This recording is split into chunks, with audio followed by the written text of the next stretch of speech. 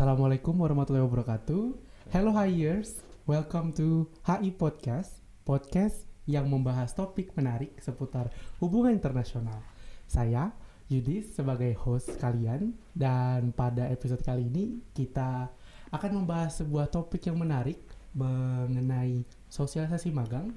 Dan saya di sini ditemani oleh tamu terhormat dari program hubungan internasional, yaitu Bapak Ari Paksi.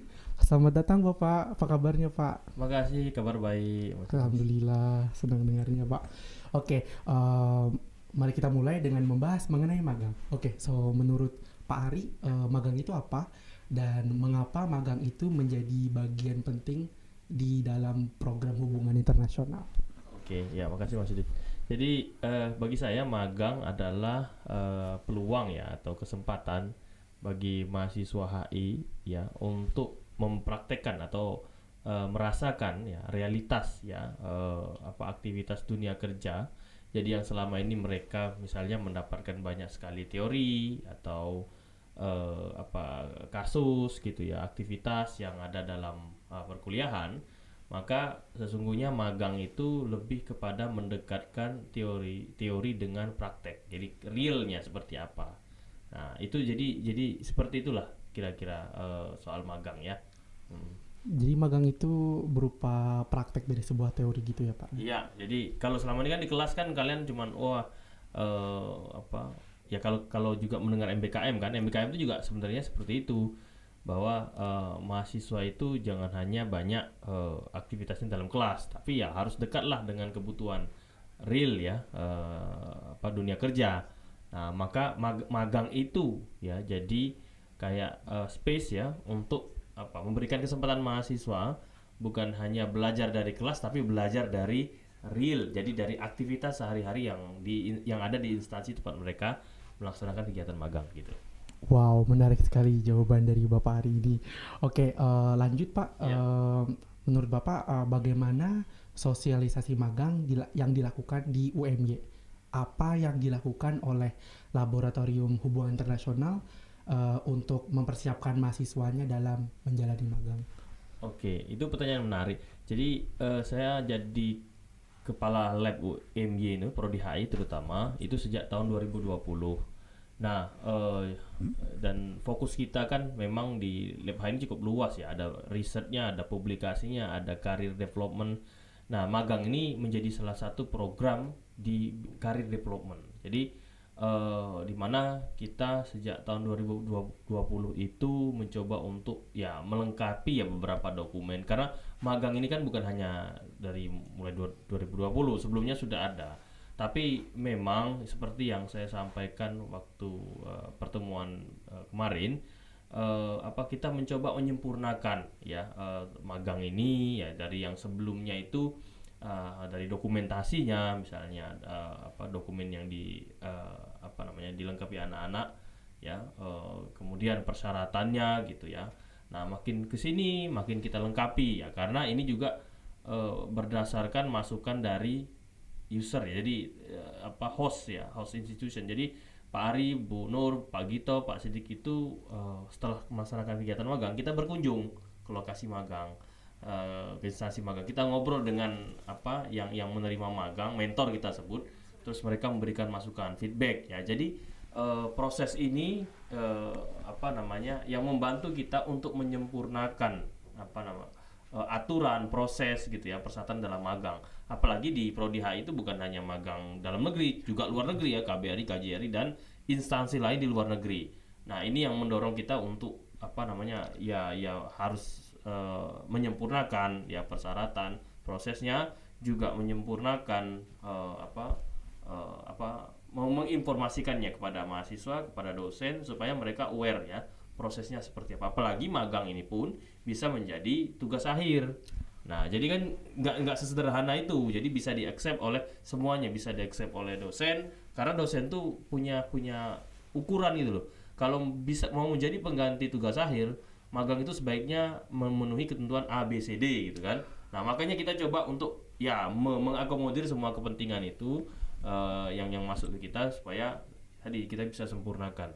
Ya, makanya kemarin ada sosialisasi gitu. Jadi hampir di tiap tahun itu ya kita ada sosialisasi magang ini seperti apa gitu ya, ketentuannya perubahannya seperti apa supaya adik-adik itu juga bisa mengikuti ya, juga bukan apa merasa bahwa kok ini berubah terus, bukan ya. Kalaupun ada perubahan itu lebih kepada penyempurnaan itu sebutnya, supaya apa niat kita kan seperti yang Pak Ari sampaikan kemarin, ini peluang magang itu peluang supaya anak-anak mahasiswa HI itu bisa menunjukkan ini loh aku kemampuanku seperti ini gitu. Jadi setelah kegiatan magang selesai, mereka bisa direkrut di sana kan gitu.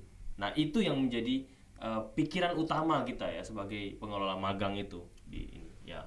Jadi peran Laboratorium Hubungan Internasional itu sangat krusial ya bagi mahasiswa yang ingin mendaftar magang. Dan tadi Bapak sempat menyebutkan kalau magang ini bisa menjadi alternatif lain untuk bisa lulus dari Prodi Hubungan Internasional. Kalau saya boleh tanya Pak, itu apakah bisa dipakai untuk melanjutkan studi ke S2 atau bagaimana Pak? Kalau hanya sekedar melampirkan laporan magang misalnya untuk... Sejauh ini ya memang tidak ada masalah untuk S2 karena bebannya tugas akhir dari magang ini sama dengan tugas akhir yang lain ya, jurnal dan skripsi gitu ya. Karena sesungguhnya yang pengalaman Pak Ari ya selama 1,5 tahun ini ngelola magang, anak-anak yang melaksanakan kegiatan magang di luar negeri yang mereka sambil magang bisa melakukan wawancara, justru kualitas argumen yang mereka bangun dalam laporan magang mereka itu justru lebih besar, lebih banyak ya, lebih mendalam daripada anak-anak yang sekedar melakukan buat riset tapi literatur review gitu loh. Nah itu jawaban saya kalau buat S2 ya, apalagi pengalaman kami itu lebih mendalam ya, apa yang disampaikan, apa yang menjadi analisis teman-teman itu. Wow, sangat thoughtful sekali ya jawabannya Pak Ari mengenai magang ini. Kalau bagaimana dengan ini Pak, mahasiswa yang ingin mendaftar magang itu bagaimana mahasiswa di UMY ini mendapatkan penempatan magang? Apakah ada proses seleksi atau pengajuan yang harus mereka lakukan gitu? Oke, ini menarik juga ya. Kalau sebelumnya magang itu kita buka sepanjang tahun. Jadi begitu anak-anak datang ya kan, kita minta bukti key-in gitu ya, terus kita kasih nama dosen pembimbing magang ya, dan kasih surat. Nah sekarang modelnya kita coba sempurnakan lagi. Jadi magang itu nggak akan kita buka sepanjang tahun, tapi kita buka periodisasinya. Nah ini kemarin kita sosialisasi. Nah rencana minggu ini sampai akhir bulan Mei kita akan buka magang. Jadi ada periodisasinya supaya kita juga bisa lihat berapa banyak anak-anak yang mengikuti kegiatan magang. Berapa yang keluar negeri, berapa yang dalam negeri, instansinya mana saja. Nah berbeda juga dengan sebelumnya. Kalau sebelumnya kan kalian milih kemana. Kalau sekarang enggak, karena kita itu punya hubungan baik dengan beberapa instansi, Kementerian Luar Negeri, Kementerian Perdagangan, itu kan ada Kehati, ada banyak sekali, KJRI, KBRI, itu juga kan kita punya hubungan. Dan kita pengen menjaga hubungan ini gitu loh. Ya caranya adalah anak-anak ya diberikan rekomendasi atau diutamakan untuk magang di instansi yang kita sudah punya kontak gitu loh, daripada mencari yang baru. Karena mencari yang baru itu nggak mudah ya kan, karena ya kansnya untuk bisa magang di situ juga nggak terlalu besar gitu loh, meskipun kita buka juga opsional ya kalau mereka anak-anak mau magang di tempat yang baru. Nah jadi untuk tempat magang kita ada prioritas tertentu, jadi nggak kita buka terserah kalian. Nah, walaupun kita lihat juga, jadi opsi 1 yang rekomendasi, opsi 2 kemana sih, sudah kontak belum sih, gitu kan. Nah kemudian setelah anak-anak mendaftar, nanti kita umumkan gitu loh, ini pendaftarnya, sekaligus kita bagi siapa dosen pembimbingnya. Nah modelnya sekarang itu adalah anak-anak tidak berkomunikasi langsung dengan instansi magang, dosen yang berinteraksi gitu loh ya, supaya untuk memastikan anak-anak ini bisa magang di ini ya di instansi yang jadi tujuannya. Jadi bukan mahasiswa, karena selama ini mahasiswa tuh kontak jadi tiap mahasiswa kontak misalnya KBRI Ankara itu semuanya kontak, jadi tidak ada koordinasi yang ini yang baik gitu loh. Makanya kadang kita juga dapat komplain dari beberapa instansi, kok anak mau magang kok masing-masing gitu ya, ada 5 orang 5-5 yang ngontak kan, jadi mereka bingung. Nah, sekarang kita coba perbaiki metodenya, dan anak-anak juga kita tidak berikan surat. Jadi biasanya kalau dulu kalau mereka daftar kita kasih surat supaya mereka bisa kirim ke instansinya. Sekarang enggak. Kita modelnya mereka begitu mereka daftar, kita umumkan siapa pembimbingnya, mereka kita minta untuk melakukan bimbingan dulu dengan dosen pembimbing gitu. Sampai ACC baru kita kasih surat. Nah, karena selama ini begitu mereka daftar, kita kasih surat, mereka kontak instansinya, dan instansinya minta 2 minggu lagi, 1 minggu lagi, anak-anak kelabakan. Jadi proposal risetnya belum jadi, ya mereka sudah harus pergi gitu loh. Dosen pembimbing juga komplain, loh kok belum apa-apa sudah harus berangkat. Jadi kami ini apa manfaatnya ada kita gitu loh? Apa manfaatnya ada proposal kan gitu? Yang seharusnya proposal itu menjadi gambaran kegiatan yang akan dilakukan gitu. Kalau nggak ada proposal, ya kan kita nggak tahu mau ngapain, anak-anak ini tertarik pada isu apa kan gitu. Nah itu yang model beberapa hal yang sekarang itu kita coba sempurnakan ya untuk magang. Wow, tuh para hires yang sedang menonton atau sedang mendengarkan podcast ini tuh harus take a note ya, karena memang penjelasan sangat penting sekali itu untuk bagi yang tertarik mendaftar magang ya. Kalau dari Pak Ari sendiri nih, apa manfaat yang dapat diperoleh oleh mahasiswa dari pengalaman magang ini menurut Pak Ari? Ada banyak ya. Salah satunya tadi Pak Ari bilang peluang ya. Karena yang Pak Ari bilang waktu sosialisasi kemarin. Jadi anak-anak magang itu seharusnya. Jadi kan sekarang itu kalau mereka bikin proposal, kita minta attach CV dengan menyampaikan kemampuan mereka tuh apa aja gitu loh. Jadi hard skill, soft skill, pernah jadi bantu kegiatan protokoler kayak, bisa Excel yang advance kayak, mereka bisa Photoshop kayak gitu loh. Jadi mereka keluarkan semua itu supaya membuat lokasi atau instansi tempat magang mereka itu menjadi mereka menjadi senang sekali, tertarik sekali untuk menerima gitu loh. Nah kemudian juga sekarang kan magang itu nggak boleh 1 bulan ya, kalau dulu boleh. Nah berdasarkan masukan dari pembimbing dari instansi magang, minimal magang itu paling nggak ya 3 bulan, atau sekurang-kurangnya 2 bulan, supaya anak-anak itu bisa mendapatkan lebih banyak kesempatan, lebih banyak aktivitas selama kegiatan magang. Kalau 1 bulan tuh belum apa-apa, kalian masih adjust gitu ya dengan situasi kantor dan kegiatan, tahu-tahu udah selesai. Nah ini yang disayangkan. Jadi magang itu kita harapkan anak-anak yang magang ya, begitu mereka selesai direkrut di sana kan, atau paling tidak begitu mereka selesai nanti ada misalnya pembukaan PNS Kemenlu, mereka sudah 3 step 4 step ahead gitu loh. Jadi bisa menjelaskan apa sih aktivitas yang ada di Kemenlu, atau kalau di Kemendak, ini Pak Ari ngobrol dengan beberapa alumni kan, begitu mereka wawancara CPNS, mereka ditanya, apa sih yang kamu ketahui tentang Kemendak? Apa sih yang kamu tahu tentang perdagangan internasional? Kalau mereka punya aktivitas di Kemendak, atau misalnya lebih khusus lagi mereka beraktivitas di satu kantor yang misalnya fokusnya tentang negosiasi multilateral, mereka bisa cerita bahwa perdagangan internasional itu misalnya adalah aktivitas yang penting, di mana kita Indonesia itu punya gawean, punya program untuk bagaimana supaya kita bisa memproteksi gitu loh dari misalnya dominasi produk luar. Nah, jadi ada lebih banyak poin, informasi, pengalaman yang mereka bisa ceritakan ketika wawancara dibanding anak-anak yang nggak magang sama sekali gitu kan ya. Beda toh. Nah, itu pengalaman itu gitu. Wow, berarti memang besar sekali ya manfaatnya bagi para mahasiswa yang ingin mendaftar magang. Betul. Wow, another note for hires. Ya, makanya kita juga Pak Ari selalu bilang magang itu bukan sekedar jalan-jalan kalau kalian KBRI gitu ya, KJRI di luar negeri. Tapi jadikan magang ini peluang, benar-benar peluang, di mana misalnya anak-anak bisa wawancara, bisa ketemu dengan kampus tertentu, misalnya kalau mereka S2 kan gitu kan, bisa ketemu tokoh, mereka bisa wawancara, supaya mereka peluang masa depannya itu atau peluang karirnya itu lebih besar gitu ya untuk berkarir di kantor tertentu gitu sih.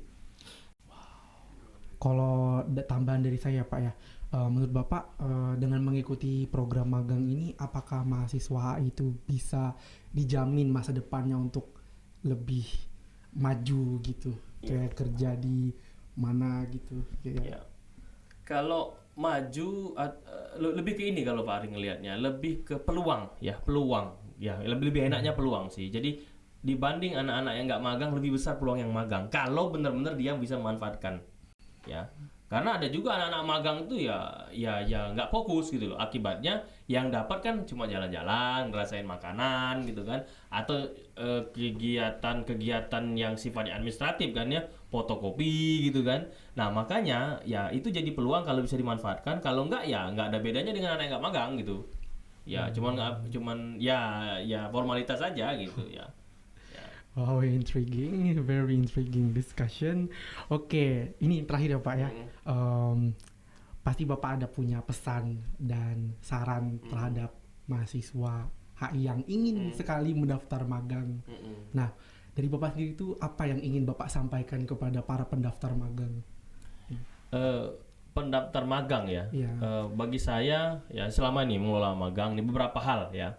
Pertama, rencanakan betul-betul. Ya, mau kemananya itu bukan cuma wah aku pengen ke luar negeri, bukan misalnya, atau wah aku pengen tahu kantornya itu seperti apa, bukan, tapi isu apa sih yang bisa kalian dalami dengan magang di kantor itu gitu loh. Dan magang itu nggak bisa 2 kali, cuma 1 kali di Prodi HI ya. Maka anak-anak datang, Pak bisa nggak magang sekali lagi? Nggak bisa, sekali dan manfaatkan. Makanya Prodi mendorong kalau bisa 3 bulan, jadi sekalian banyak hal yang bisa digali toh. Nah itu persiapkan dan yang memang kita ketat gitu, TOEFL, ada surat izin orang tua, karena berdasarkan pengalaman ya kita menjaga juga Prodi HI-nya, jangan sampai keluar negeri tapi kan bahasa Inggrisnya biasa-biasa aja. Jadi persiapkan betul-betul ya, tanya pada diri sendiri gitu, mau apa sih ya. Jadi jangan keren-kerenan, jangan ikut temennya, tapi benar-benar ada reasoning ya kenapa harus ke sana. Ya dan juga ya prosesnya kok bolak-balik ada revisi ya.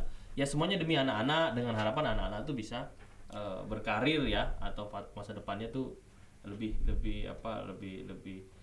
ada peluang lebih besar gitu daripada yang lain gitu. Oke, tapi Pak kalau boleh tahu ada nggak sih mahasiswa HI yang telah mengharumkan nama Prodi Hubungan Internasional UMY ini dari magang gitu? Kalau boleh tahu.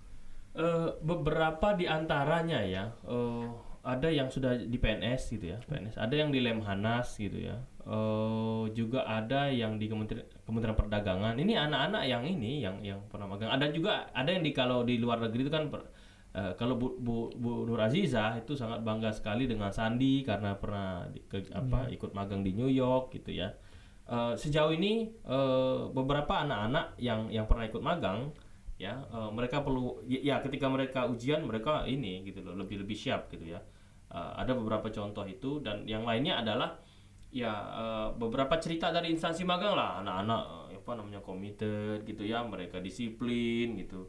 Nah sekarang pun maka kita minta ujian itu salah satu examinernya dari tempat magang. Nah, jadi kan lagi-lagi ya promosi kalian gitu loh. Nah jadi itu beberapa hal yang berbeda ya, yang kita coba sempurnakan dari Prodi HI. Oke, jadi sekarang itu kita membuka, jadi berkaitan dengan ini ya, yang direkomendasikan magang. Yang direkomendasikan yang Prodi HI punya kerjasama itu diantaranya ya, kalau yang luar negeri ke KBRI Ankara gitu ya, KJRI New York gitu ya. Malaysia itu cukup banyak tuh, Johor, Kuala Lumpur gitu. Terus juga yang saya ingat ya, beberapa di antaranya itu ada juga Jeddah gitu ya. Jadi kita ada Jeddah, ada yang Kenya, Nairobi Kenya. Itu beberapa ya yang di luar negeri yang jadi langganan ya. Kita punya hubungan baik lah. Jadi kita mau lanjutkan itu. Nah, kalau yang dalam negeri ya ada instansi pemerintah dan swasta. Pemerintah ya di antaranya tadi Pak Ari bilang Kemenlu, Kementerian Perdagangan gitu yang Pak Ari ingat ya. Lemhanas ya, jadi ada alumni satu kita di sana, keren, Bappenas. Nah itu beberapa di antaranya. Ada kalau NGO tuh Kehati misalnya, itu teman seangkatan Pak Ari kerja di situ dan kita punya hubungan baik ya. Nah itu beberapa di antaranya barangkali ya. Kalau perusahaan ini Pak Ari belum lihat ini ya, kita punya hubungan baik itu belum kalau perusahaan. Tapi sementara tuh ya tadi ya pemerintah dan NGO itu yang ya. Tapi kalau dari saya sendiri tuh, Bapak ada nggak niatan untuk melebarkan hubungan relasi dengan beberapa negara lain seperti misalnya Jepang atau Korea Selatan gitu. Jadi karena kan beberapa anak HI itu kan pasti memiliki ketertarikan Iya. masing-masing ya Pak ya, Iya. terhadap negara-negara yang mereka ingin tuju. Kalau saya pribadi Pak, saya itu tertarik untuk magang di Jepang Pak. Iya. Nah cuman saya masih kurang tahu kalau informasinya ada atau enggak dari program hubungan internasional di UMY ini. Oke.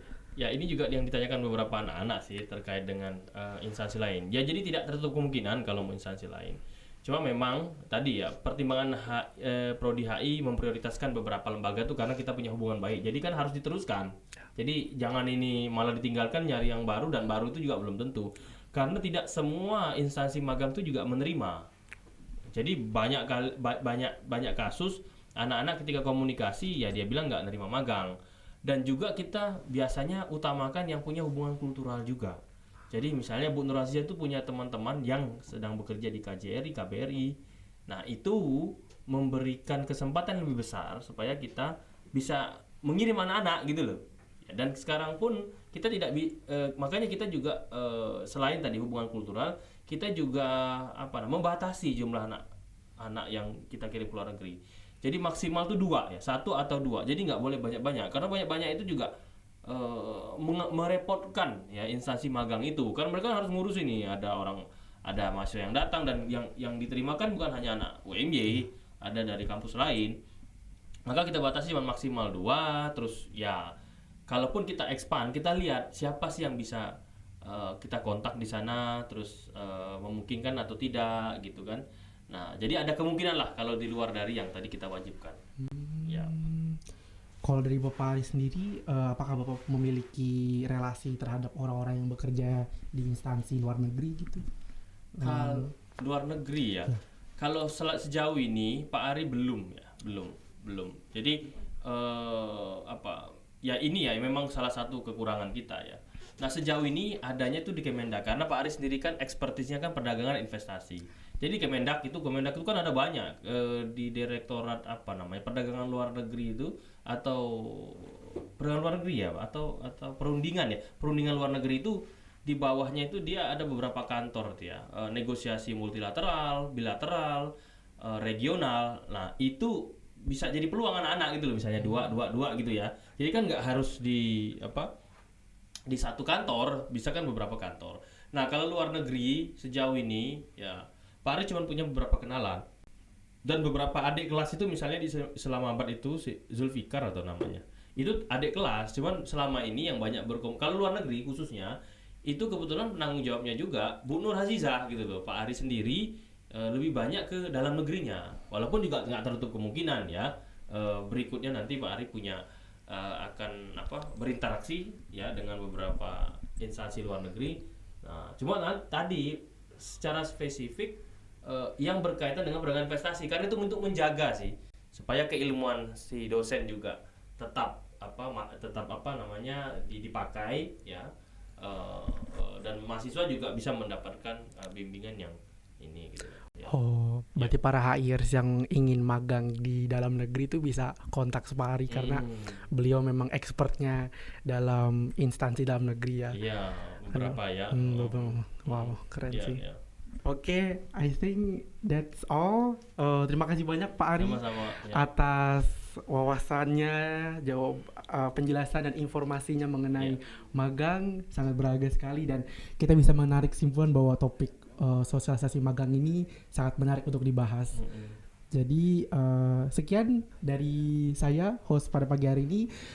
Terima kasih pada HIers semuanya. Wassalamualaikum warahmatullahi wabarakatuh. Waalaikumsalam.